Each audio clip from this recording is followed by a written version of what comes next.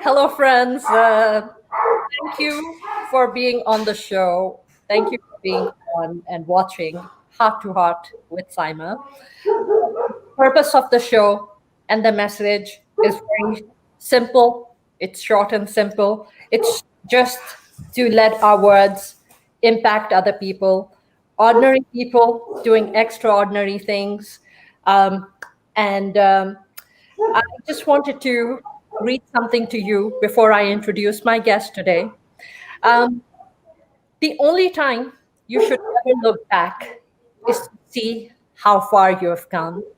And something similar, my guest today, Karen Merkel, uh, she said something similar when she came on the show and we were chatting. And because that's what it's about. It's only about looking forward and never look back. And that's where courage comes from. Keep moving forward.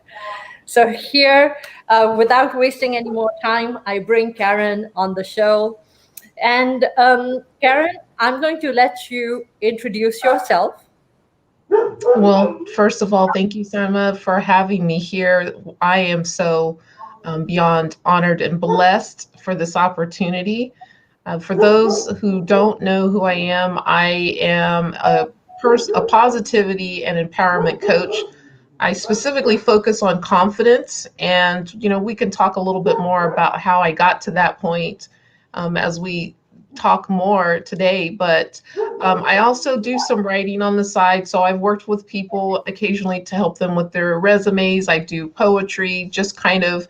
I love what you said about using words to impact another person, because that's one of the gifts that I feel like God gave me, was this love of words that I really love to use to help elevate and edify other people. Words are so powerful, Karen. I feel that words can literally be used as a dagger Yes. to just tear someone apart, and it can be used so powerfully to build someone and to change someone's mindset. I was at a very low point a couple of years back, and when I met my real estate teammate, Brian Dobbs, he is the one who made me sit down and he made me do this exercise where he said, take this piece of paper, write down all the words which are in your mind. And I sat there and I was like, okay. So I wrote down all the words. And then words, the negative words which were on my paper, he made me switch those words out. He said, instead of this word in your mind, switch that word, like from unhappiness to happiness, from sad to happy. So that was the beginning of, change for me. Yes. And I will let you share with my viewers how you came about and how you started doing this. Oh, sure. Yes. What you said about the power of words really does strike a chord in my heart, because I can remember when I was a little child, a little girl growing up, and just kind of struggling with the words that were being shared about me. And, I didn't even realize at that time the kind of, I don't know what the right word is, but definitely how it affected my mindset, my perspective on kind of how I saw myself. But I realized the power of words and how they can impact a person, and how they can, as you mentioned, they can really tear a person apart, or how they can lift someone up. But what I don't think people understand is that sometimes you have to go back to the very beginning when you're young to really think about your mindset, to think about why you see yourself in the way that you do. And that's where you're going to find the root that's probably going to be an obstacle in your path that's keeping you from doing the things that you're capable of doing. And so I had to kind of go on that journey myself. For many years, I believed that I was supposed to be a doctor. When I was probably about 4 years old, I can remember having a vision of being a medical doctor. And I knew in my heart that that's what I was supposed to do. And obviously, today there's no MD behind my name, at least not yet. And I had to kind of make peace with that based off of the decisions that I had made in my life. And I remember one day having a conversation with God and going, what's going on? Why haven't I become a doctor? I knew that I was created for more than what I was doing at the time, but I just didn't know exactly what that was. So I spent about 20 years, a little bit over 20 years working in the senior industry. And that just further cemented the idea that we need to be more thoughtful about the words that we speak. Because I noticed something, at least in America, when people show up to a room, to a space, and they look a certain way, especially if have white hair or gray hair or no hair, they have wrinkles, people just think that they're old. They begin to use words that devalue that person, and it kind of makes them feel like they have no sense of worth. And I saw that time and time again as I was working with these seniors. I was the type of work that I was doing really kind of fed into and helped me towards the path that I'm on today, because it was about showing and edifying people who really needed to have someone in their life to lift them up. And again, it just drove home the importance to me, the impact of the words that we speak. So often we speak without fully thinking. And I remember many times my mom would say to my sisters and brothers and I, we used to argue a lot. And sometimes we would argue about nothing. At the time, we thought we were arguing about something, but my mom, she would come in and she'd say, you guys are arguing about nothing. And one day you're going to sit down and you're going to realize you were arguing about nothing. But she said, the other thing that you need to know is you need to think before you speak. You never know when you're going to say something that's either going to hurt somebody, it's going to lift, or it's going to lift them up. And those words stayed with me. I mean, and they still resonate with me even today. But I definitely remember as I was kind of coming towards the end of my transition in my career with working with seniors into what I'm doing today, I remember asking God, what is it that you want me to do? Because as fulfilling as the work that I was doing at that time, I still knew I wasn't doing what I was called to do. And I remember going back to that vision I had of being a doctor. So I had to ask God, what is it about being a doctor that I want? Why is it that I wanted to do that so bad? And I realized it was doctors heal people. And God had given me this appreciation for words. And I realized he was using me to be able to bring healing to people through the words that I either spoke or that I wrote. Because at this time now, I'm writing poetry, I'm doing professional resumes, and I'm seeing this transformation come when people come to me kind of feeling a little bit discouraged.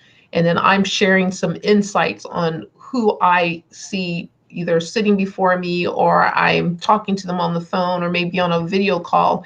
And I'm able to share what I see when I'm looking and I'm listening to this individual, and they're like, who is she talking about? And I'm like, this is you. And it was the words.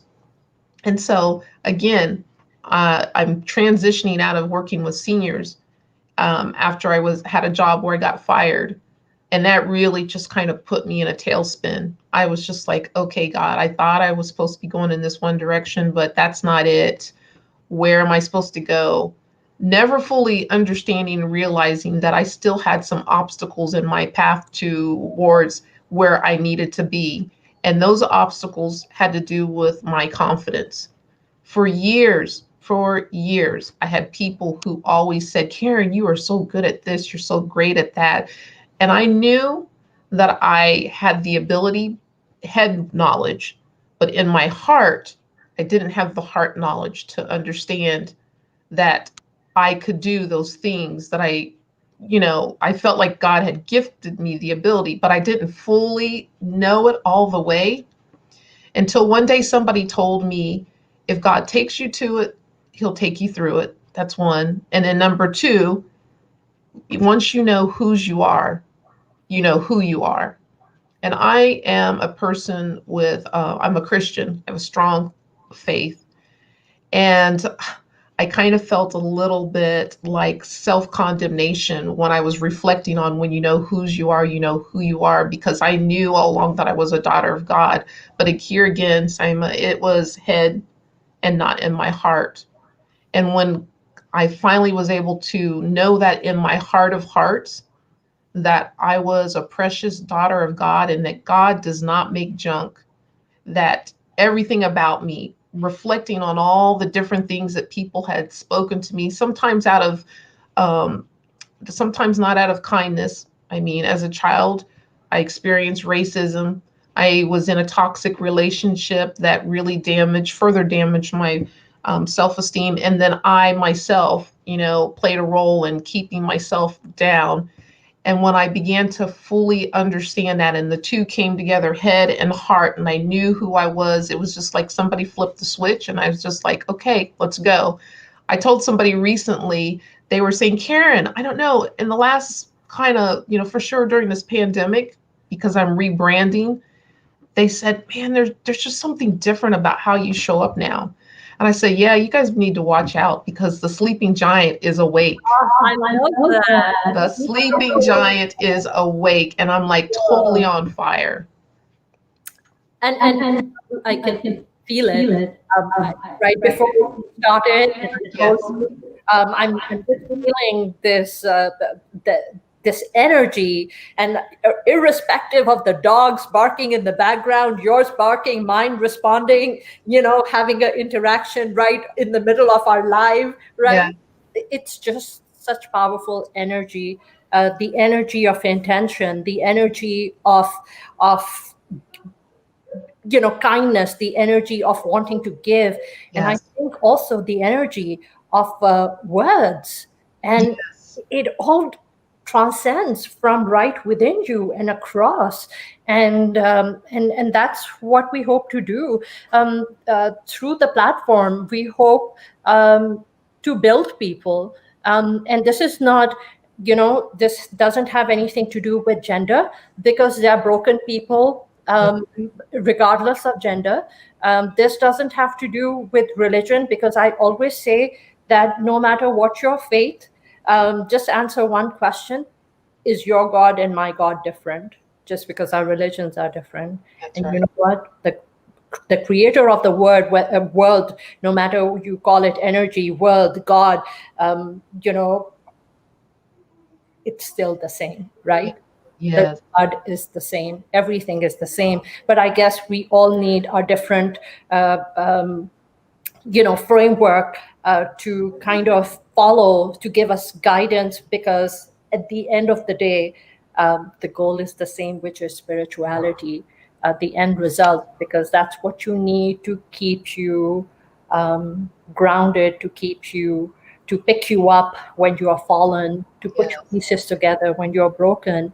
I was with a friend a few days ago, and my friend said something, Karen. She said, Saima, I feel that the journey for women is just so much more difficult Mm. than men. And do you feel that there's truth in that? Um, yes, to a certain degree, I do, and I'll tell you why. The way that I believe that God designed men and women, because it's so unique and different, He blessed women with the ability to be nurturers, and because we're nurturers, we feel more. We're more emotional, and I really do feel strongly that it's that emotional component that keeps us so much closer to whatever situations that we find ourselves in. And I've seen that, and I've been able to observe the differences in men and women, how they can go through the same situation, and yet the men are kind of like, oh, yeah, it was kind of hard, but whatever. Whereas the woman, she's like, oh my gosh, and she's all emotional because when she puts her heart in it, she puts her heart in it. And it's not to say that men don't put their hearts into the things that are most important to them. It's just that they They're different.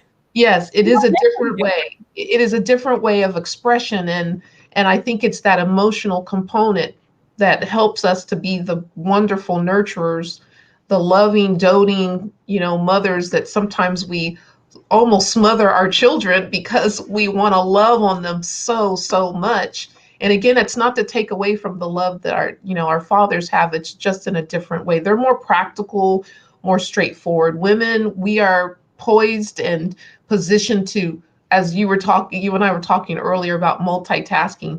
It's almost like a requirement if you are a woman that at some point you're going to find yourself in a situation where you have to multitask, and we can do it, I feel like, with greater ease than men. Men seem to become singularly focused, and they're all about, I have a job to do. What do I need to do? Let me get it done, and then on to the next. And it's not that one's better than the other. It's just different ways that we come about accomplishing the things that we want.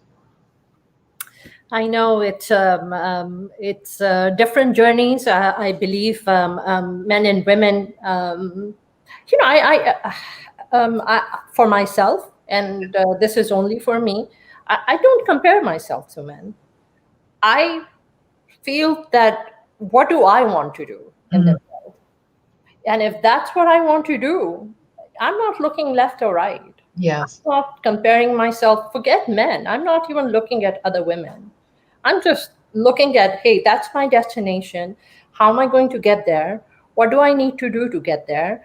Stepping stones, building bridges, knocking doors, whatever it takes. You are out there, and you do whatever it takes. And sometimes you meet people along the way in this journey. Some people who come into your life and they might damage your life. They Yes. might, like what happened in your life. And I, I feel that if you give it a try and it's not working out, it's not meant to be. You change your course and you just continue moving forward, and I feel that it's okay, because that's what life is: trials, tribulations, moments to rejoice and celebrate, and then there are hurdles and obstacles, and it's like a real life Hunger Game, and you keep crossing the hurdles and you keep moving forward, right? I think Oh, life. absolutely. That is so true. And I share similar messages with my children. All of my children now are young adults. The youngest are a set of identical twins that are 18. The oldest is 28. And it is very amazing when I think about their journeys and how they have not been a straight line. Mine hasn't been a straight line either. And I tell my kids that's so important to understand. One of the best things that you can do for yourself when you're starting out, and even if you're not young, but you find yourself midlife and you're needing to start over, is don't necessarily look for the straight line. Be open to wherever the journey takes you, because there are some phenomenal opportunities in the forms of partnerships, relationships, friendships that you will be able to meet at these different unique opportunities. And I'm always the type of person that when a door is open to me, I'm kind of like, okay, I'm going to step through it and see if it's for me. If I get through and I feel like, yeah, this was great, but I don't feel this is right, then I just politely say thank you and I change course and move on. If I go through that doorway and I definitely know that's not for me, I'm not just changing course, I'm running as fast as I can. But if it feels like it's the direction that I'm supposed to go in, even if I don't know what's waiting the day after, and then so on and so forth, I'm going to keep going forward because I know something apart about that part of the journey is supposed to help me so that I can in turn help somebody else. And I love that idea. That's kind of how we pay it forward in Yeah. a kind of an unintentional way. And yet there is an element of intentionality attached to it, because when you purpose yourself to say, what can I do for someone else? And what did someone do for me? What can I now do for someone else? It is amazing how we create this domino effect of helping people simultaneously, because when you help one person, you're not really just helping one person, you're helping countless individuals. And many times you will never be aware of just how many lives that you're touching by that one act. And that one act could be something as simple as you mentioned at the top, a smile. It could be something just, and I saw that time and time again when I worked with the seniors. Some of them, all they wanted was just a smile. And it told Someone to them care, right? absolutely that we cared about them, that they were loved, that they had value, that they mattered. And that's a big thing with me, that I feel so passionate about making sure that people understand that they matter no matter where they find themselves in their lives. In fact, I love even more when I come across a person who is going through some type of hardship. Because when you're going through hardships, when you're going through challenges, that is most definitely the time where you see the least positive things about yourself. And if your mindset is set on negative, it's going to be very difficult for you to take action steps to move forward. So you need to be surrounded by a lot of positivity so that it can gird you, undergird you, lift you up. It can empower you to move forward. And sometimes it's not even about moving forward, it's just about standing still, standing up. And while the currents are moving around you, being able to just stand there until the currents settle down so then you can take that next step. That's so important because sometimes we're going to be in situations where we don't know how long that difficulty is going to be there. Case in point is COVID. How many people thought at the very beginning of the year, when we first started hearing about COVID-19, they were just like, and because it was kind of downplayed, and not to make this a political part, because I'm not going to do that, but I just want to say in the beginning, there was this talk, it was no big deal. It was no big deal, which in a lot of people's minds, they just thought, oh, okay, we're going to be inconvenienced temporarily. But here we are, past 4 months in, and we're kind of thinking, wow, this is more than just a few minutes. Oh, It's it's it's our still, life. yeah, it's still going on, but yet now it's causing us to have to stop. And then 6 months, and we're now approaching, I think, 7 months, Yeah. where our worlds have been turned upside down. We don't know when we're going to fully be able to establish a new normal. And some people are looking at their situations and going, this is the worst year of my life. I don't know if I can take anymore. And they are beaten down and they are desperate for some level of hope on some level. And they don't understand when somebody says to them, this has been a great year. Because, see, I'm the type of person that I don't look at 2020 as a bad year. In fact, I don't either. in this season, God has blessed me and my family with more things than I could have ever imagined, and part of that, I am certain, has to do with my mindset. When you change the way that you see your circumstances, it's amazing how things look differently and you can begin to move forward. You can take those steps, absolutely. And there were times where we were facing situations where it looked pretty daunting. But because I chose to look at it with a positive mindset, I just said, I don't really care what I see. I know what I know, and I'm going to stand on that. And it doesn't matter what happens. I'm standing on what I know. And it was, now I can say in the blink of an eye, but while I was going through, it did not seem, nor did it feel like the blink of an eye. Things didn't feel like they were changing, but I still stuck by that. I know what I know, and I'm going to be positive about it. And it was amazing that I was able to, every time I told myself that, I just felt stronger and stronger. And I was more determined that I'm not going to give in to the negativity. I am just going to keep moving forward. I might be moving a little bit slower than maybe I was last year, but I'm still here. My mom has this thing about, she's always telling my sisters and brothers and I, as long as you have breath in your body, you can make a change.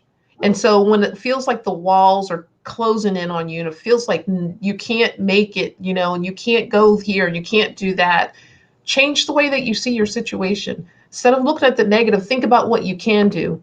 Also, think about what you have been able to accomplish up to that point. Because if you focus on the positive things that have transpired in your life, even when you think about your negative situations from the past, you can count yourself as a survivor. How is that? You're a survivor because you're here in that moment and you're able to reflect on something that happened in your past. And that's a wonderfully positive thing that can power somebody forward in a very difficult moment that they're having. So, yes, I'm very big on that, about your mindset and making sure that you keep it focused on the positive things in life to power you forward. Absolutely. Um, it's mindset is everything. It's Yes. perception. You can sit here and you're in the worst situation, and you flip your mindset Mm, and you change everything. yes. You change how you're viewing things. You sit down and you make a list of how this time might be in, any positive, any possible positive that Yeah. can come out of it, right?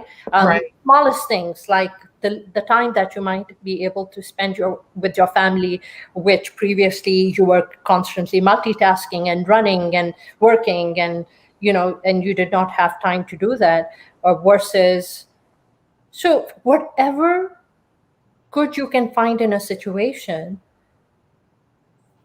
because you know what, might as well, right? That's right. That's right. It takes more energy. This is something that I thought was very interesting, that there have been studies put out there that it takes more energy to actually focus on negative thoughts than it does to focus on positive thoughts.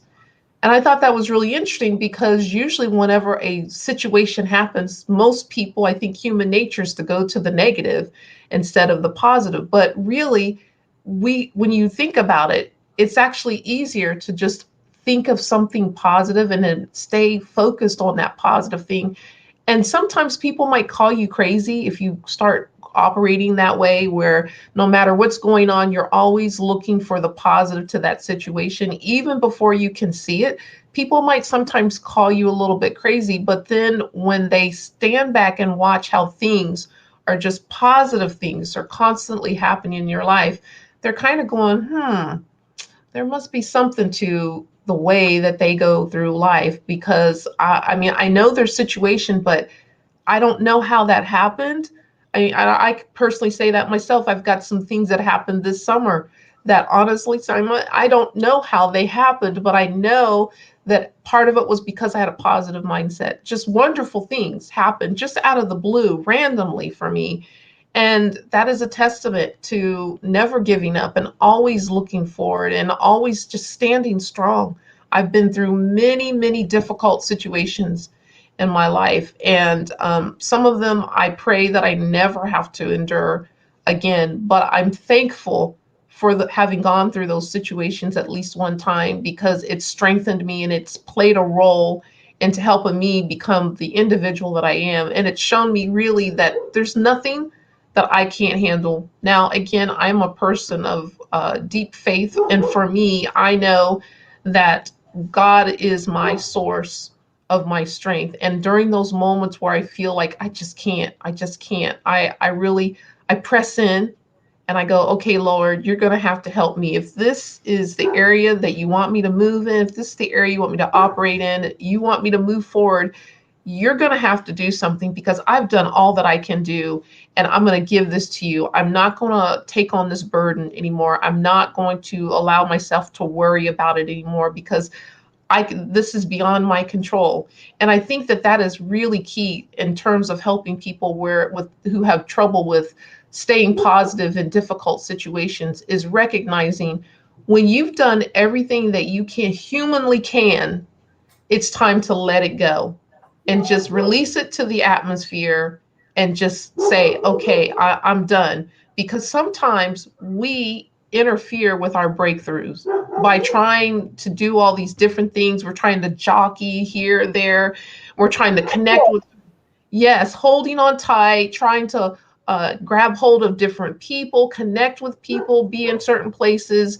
And there are times where that's just not necessary, because sometimes, even if you were able to connect with whomever you think you need to connect with, or if you were able to create what you think you need to create, sometimes that still isn't enough to change your position that you're in, which is why when you've done everything you humanly can, you release it and then let it go. And it's so powerful when people are able to do that, because that heavy blanket of worry and anxiety and fear and I mean, I could go on. I don't want to put that in the atmosphere, but all those things, they keep you locked down and they keep your focus down instead of allowing you to lift up and to see the beauty that is already surrounding you.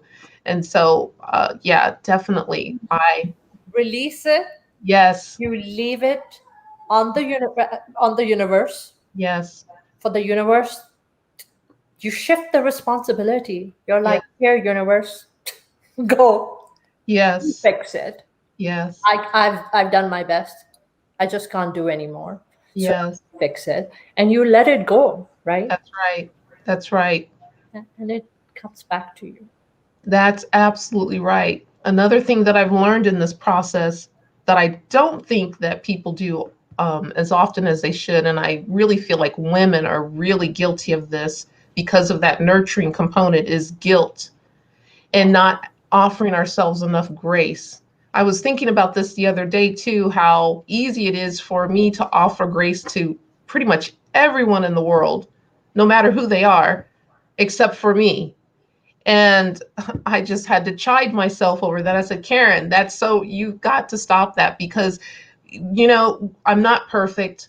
None of us are perfect. We're never going to be perfect, which means that there are going to be times where we're going to make the wrong decision. We're going to make a misstep. We might miss something that we felt was really important, but it's okay. Life still goes on and we still keep moving forward. What's important is that you have to treat yourself with grace the same way that you would offer grace to another person. You are worthy enough and valuable enough to be given the same amount of grace. And when you treat yourself like that, it changes so much about the way that you move through life. It changes the way that you show up, and people notice. They start complimenting you more, and they start saying, I don't. Energy changes. Absolutely. They're like, I don't know what you're doing. I don't know if it's you changed your hair or what you're eating or drinking, but hey, I want to sit at the table with you and have a little bit of what you're having because I love the energy that you bring to the table. People begin to gravitate towards you, and opportunities, doors that were previously shut begin to open up because now you are being viewed as somebody that has positive energy all the time, even when you're in a funk, which I've seen this when you're in a funk, but because you still treat yourself with grace and you still changed your mindset so that you're always looking for the positive components to whatever you're dealing with, you could still be feeling a little bit off and your energy will still be high. It's just like almost once you make that connection, I'm not going to say that it won't revert back, but it's a lot harder for it to revert back once you've really made that head and that heart connection and you totally reconcile that this is where I'm going and this is what I can do. So many opportunities become present for you. Karen, I was speaking to someone today, and that I'm originally from Pakistan, and that the person I was speaking to is from Pakistan, and she's been actually she's told me she's been married 3 times, and in our and that's in our culture, that's like something big. And I feel that, you know what, it's okay, because if it doesn't work out, it's okay. But all 3 of her husbands, they were abusive. uh, Mm. there was verbal abuse, there was different things involved. um, do you feel that there's something in our energy where we keep attracting the same thing, and then we have to physically work on changing our energy to change what is being attracted to us? Yes, in a situation like your friend, I would dare say, and it kind of goes back to a little bit I touched on in the beginning, you need to go back to really figuring out what messages were told to you when you were young. Because part of the reason why I believe that people continue to find themselves in unhealthy relationships, whether it's a marriage, a partnership, business, what have you, is because they, somewhere deep down inside, they believe that that's what they need to be in. And usually, when you go back to the root, it's going to be something that happened to them when they were a child. Somewhere along the way, they were told they weren't worthy enough. And so, no matter how many times they change partners, until they deal with that root, until they recognize for themselves that they are valuable, that they are worthy of being treated with the utmost respect, until they fully understand that, it doesn't matter what anybody does or offers them, they're going to continue this cycle of being found in unhealthy relationships. And I'm so thankful. I mentioned I was in a toxic relationship for a really long time. And it's interesting when you're in a toxic relationship, but you don't realize you're in a toxic relationship. All that time that you're in there, all this negative junk is just building on top of whatever little negative thoughts that you had before you entered. And you don't even realize this. It takes it takes you to be away from that relationship to get and start the healing process where you're able to then look back and you have your aha moments.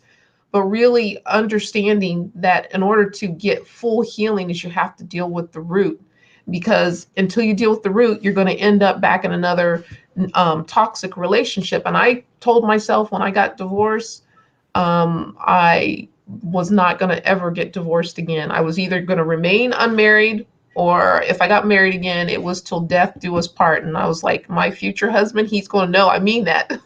Till death do us part. So I've got to be very clear on who I, end up getting married to a second time. It's just, I feel that strongly about it, that I knew that if I did not establish that, and if I didn't do the hard work to make sure that I identified how it was that I even got involved with this toxic relationship, the research is out there about how many times, and the statistics are out there about how many times a person can possibly be remarried and divorced, and the types of relationships that they end up repeating.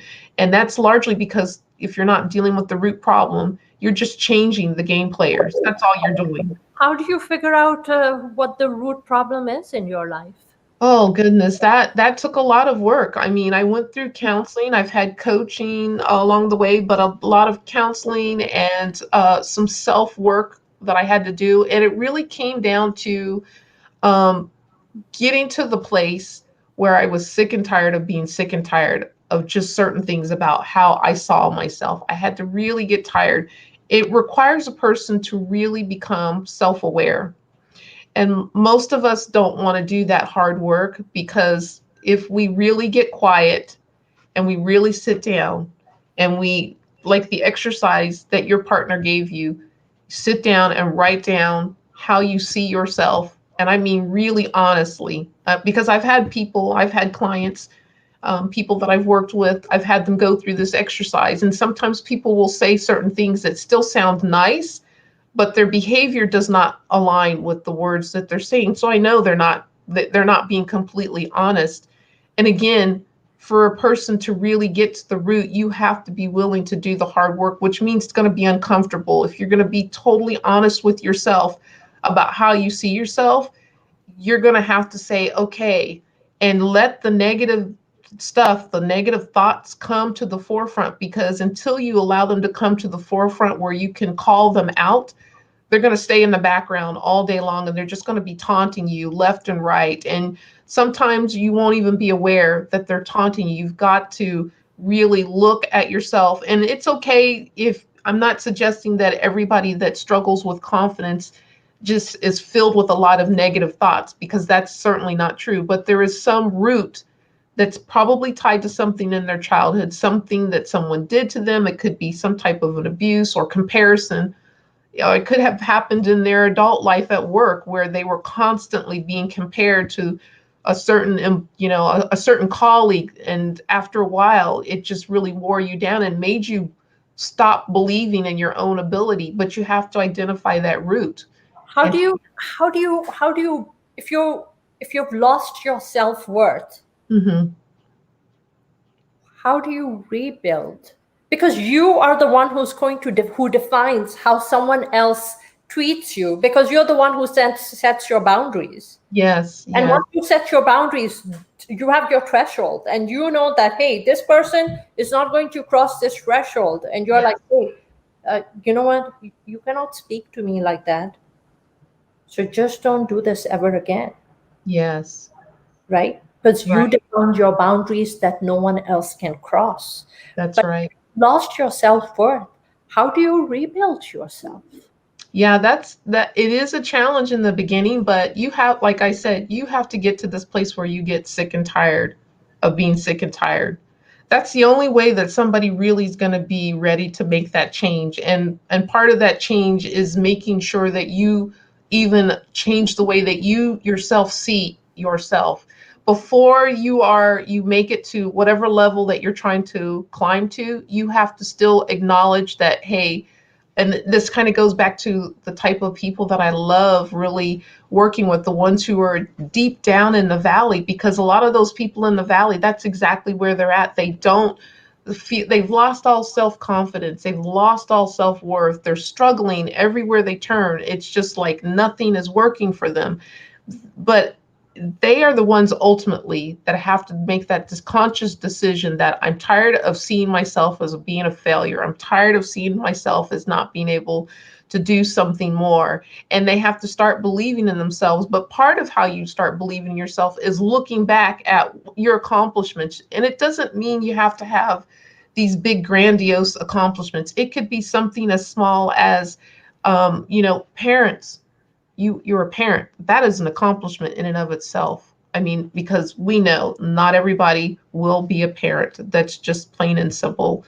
If and when I look at myself and I think about my kids, I've got five beautiful young adults that at one point in time I couldn't even think about them because I was so mired down in my own negativity, and yet they were still kind of thriving in their own way, because children are so resilient. When our my family unit broke apart, I was just devastated. I was filled with guilt. All this negativity that I was mired under. And yet, somehow, some way, my kids saw, it's not to say that they didn't come out unscathed, because they had some issues, but by and large, they were displaying a lot of resilience. And so one day I'm sitting down, I'm thinking, I'm so tired of feeling like I'm a failure. And someone told me, well, you're not. Look at your kids. Look how great they are. And I was like, wow, I had something to do with that. Okay, maybe I'm not as bad as I think that I am. And then making sure that you're surrounded, you need a support system for sure. When you are in a space where you see no positive light around you, you desperately need to find a support system. It can be in the form of a coach, it could be in the form of friends. Hopefully your family will play a role in that, because I know for me, my family played a huge role in me being able to move forward. They spoke into me all the time, really, especially on the days where they noticed that I was struggling the most. Allow people to help you see just how great you are. But ultimately, no matter what they say to you, It's you. you yourself have to really get to that place where you're tired of viewing yourself in a negative way and embracing all the positivity that's being poured into you. Because until that part happens, it doesn't matter if I were to give a person a book with step by step, this is what you do, they will still be stuck in that spot. Because at the end, it's all about you. Yes.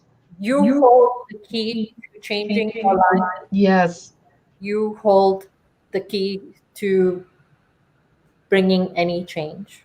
Yes, yes, yes. I would be remiss if I didn't also say, for me, a part of my journey, or I should say, a large part of my journey, has been my faith. Honestly, to say that I was a broken person when I was going through my divorce is truly an understatement. My mom was just about crushed and devastated when she saw me for the first time when I was going through my divorce, because I was literally just a shell of a person.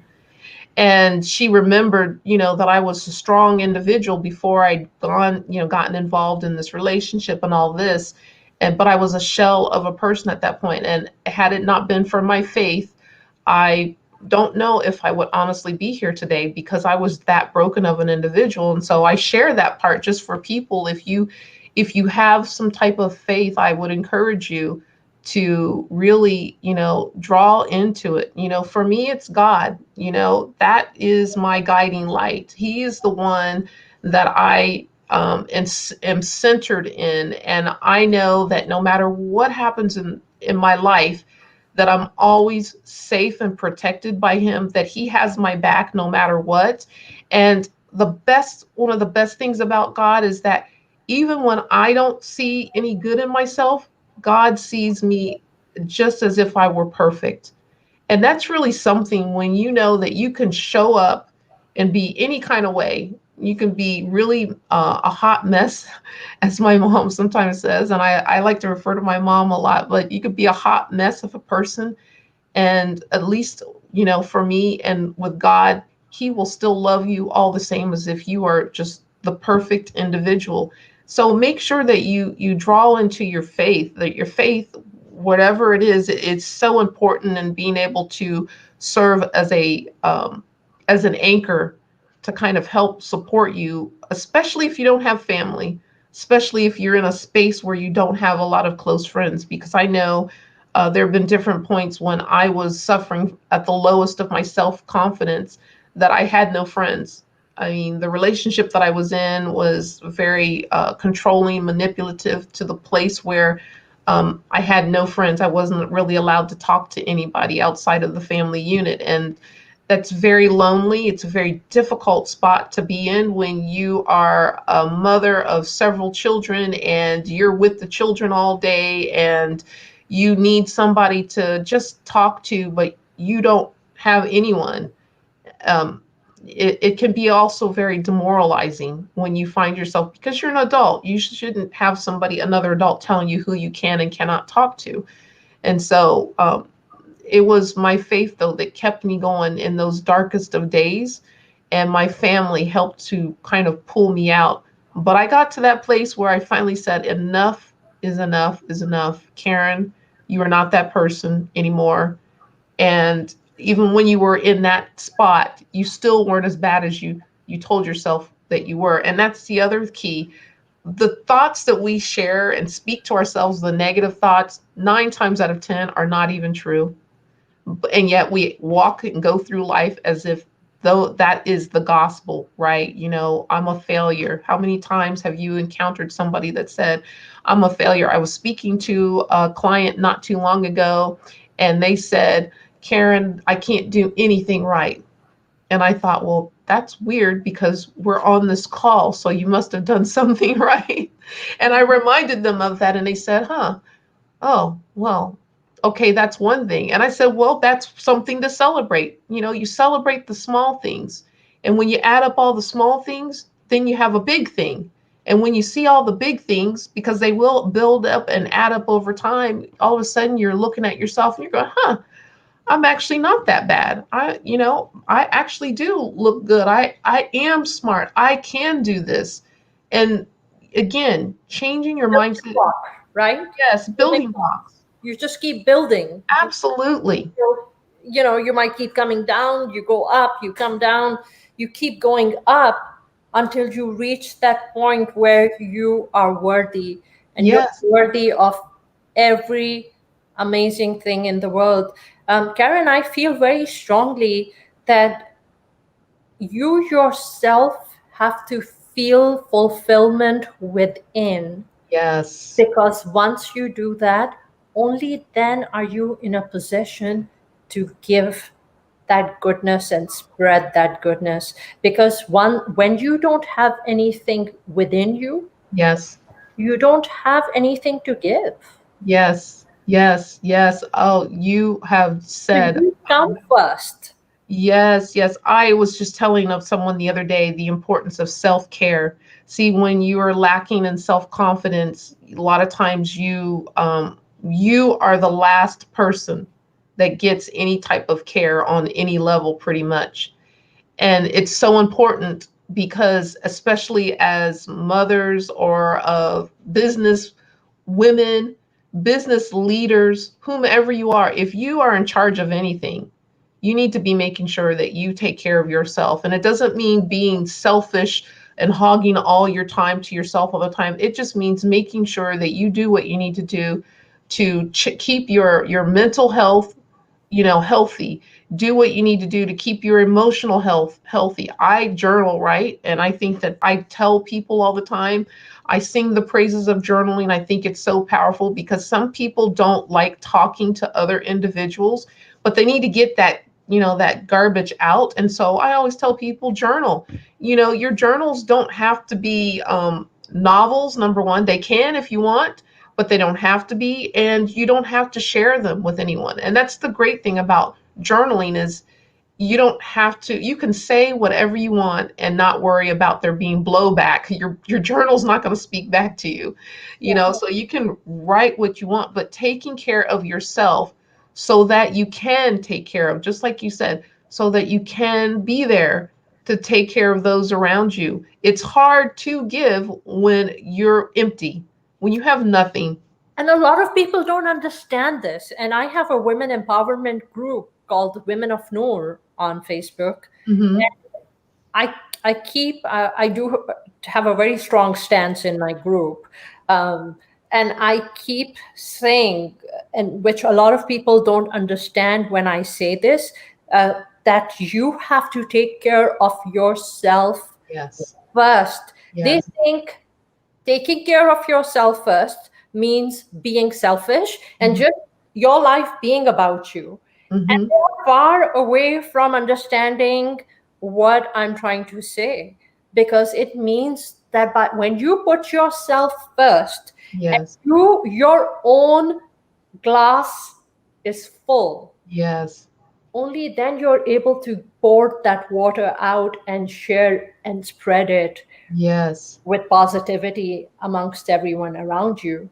But if your own glass is half empty, you just feel there's nothing to give anyone. That's right. That's right. And you get further worn down. Absolutely. My mom, she was talking to me. It was probably, I don't know, maybe a year into me being divorced, and she saw me one time, and I was just feeling all down and low, and she said, "Karen, I don't want you to be like me." Now, my parents have never been divorced. They're still married. They've been married over 50 years, and they've been my model.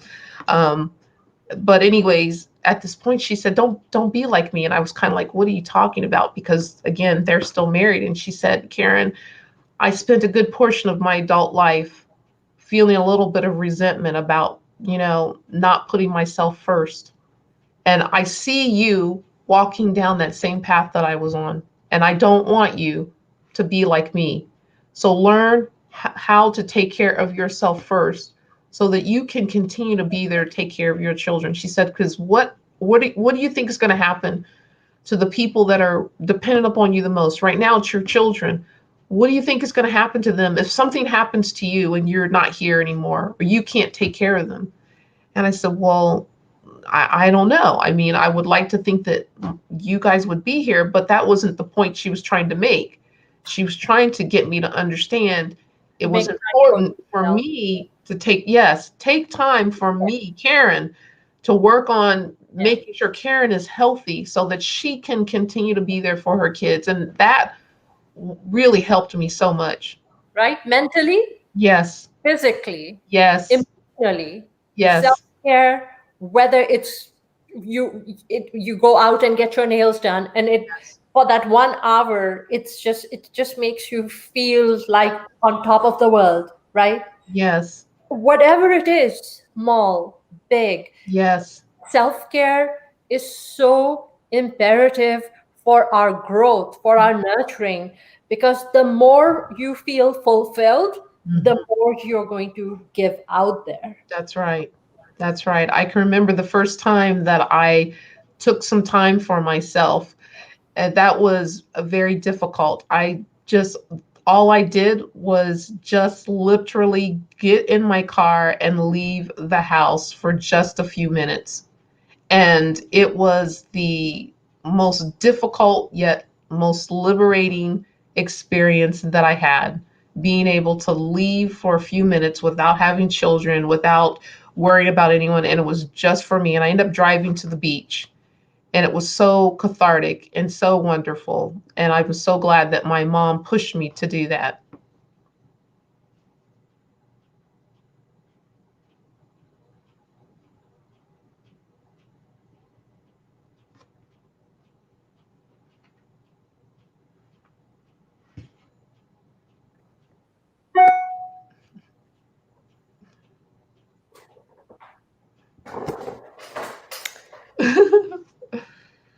It's okay. Okay. Sorry, I wasn't plugged in. Oh, My I oh, ran out of battery. It's oh, okay. Keep yeah. going. Yes, yes, yes. Yeah. No, I was just saying that I remember the first time that I took some time for myself, and I really just I got in the car and I just drove to the beach. It was the most challenging and difficult for me, and yet it was the most liberating. Just I didn't spend money or anything like that. I just went to the beach because that's what I wanted to do. And I didn't have to answer to anybody. And it started me on understanding the importance of taking time for myself. And I got hooked and I was like, okay, I need to do this again. And I would continue to do stuff like that and not allow myself to feel guilty for doing something that I wanted to do. Absolutely. Karen, on that note, now that we are in our last 4 minutes, Yes. I'm going to give you let you take over. I'm going to give you a couple of minutes to kind of just whatever it is you do, your pitch, whatever you want to put out there for my audience to know about you. And here you go. Well, thank you, Saima. Well, first and foremost, I want to give a shout out to my colleague, Steve Sullivan. Steve Sullivan and I started about 4 months ago hosting positivity chats. These are virtual conversations that we have online, largely individuals from LinkedIn. We have some pretty interesting influencers who come on here, and we have created this safe space for professionals to just be people, to talk about things that are important to them. And so it is a very unique kind of situation that we are building. It is unlike any networking type of situation that you will experience. And so if anyone is interested to learn more about that, they can definitely reach out to me. They can find me on LinkedIn, again, under Karen Markle, or they can email me at writingrenovations.com. As I shared at the beginning, I do some professional writing, but largely what I'm doing now is that I am doing the positivity and empowerment coaching. I work with helping people who have self confidence issues. The ideal types of individuals that I really love working with are those who feel like they're invisible. And what do I mean by that? I mean, you are somebody who, maybe as a result of some type of toxic relationship, you found yourself being devalued, whether it was physical, mental, emotional, some type of an abuse, or you were a person who was always being compared to others and being made to feel like you did not have any value. Those are the kinds of people I want to work with. Professionals who have found themselves always being viewed as the superstar, but yet they hide when people want to call them out to lead programs and lead projects. Those individuals are trying to make themselves invisible. I love working with people like that because, here again, they have some type of issue that's related to their past about who they are. I enjoy being able to listen to people's stories. That was a passion that was cultivated in me from working with seniors for over 20 years. Every story, in my opinion, not only does it matter, but it has tremendous value. And when people begin to understand that no matter what their title is or where their position is in life, when they begin to understand that they have incredible value in through their own stories and their situations, it changes the way that they show up. And those are the kinds of individuals that I love working with. It doesn't matter if it's a woman or a man. I'll work with both genders, absolutely. And again, I'm in the process of rebranding. I'm forming a partnership, a more viable partnership with my colleague Steve Sullivan. So the And really what I it's going to be on our show yeah, next week. So we're looking forward to that as well. And on that note, Karen, thank you so much for being on my show. I'm thank honored you. to have you here with me. And friends, thank you for watching Heart to Heart with Saima. As you guys know, I'm getting ready to launch my podcast and working on name suggestions. So if you have any suggestions for a name for my podcast, please do comment. And for people who watched the show and I meet you and you message me because something about the show resonated with you, please comment, because your feedback, it encourages me. Your feedback tells me that maybe I'm doing something right. And if it's not something that you resonate with, I'm open to your criticism as well. Um, you know that I am a realtor by profession, and I do want to bring something. My colleague, my teammate, Brian Dobbs, working on this coaching program for educated buyers, educated sellers, to teach people how to become real estate investors. It's just a free program to teach people. If that is something that interests you, please do reach out to me on that as well. And I do have a women empowerment group, Women of Noor. If you are anywhere in the world, ladies, and you're listening to this and something about the message, it hits your heart, clicks with you, join my women empowerment group. And thank you for watching. And I hope you guys stay safe, have a fabulous week, and ordinary people doing extraordinary things. Thank you for watching.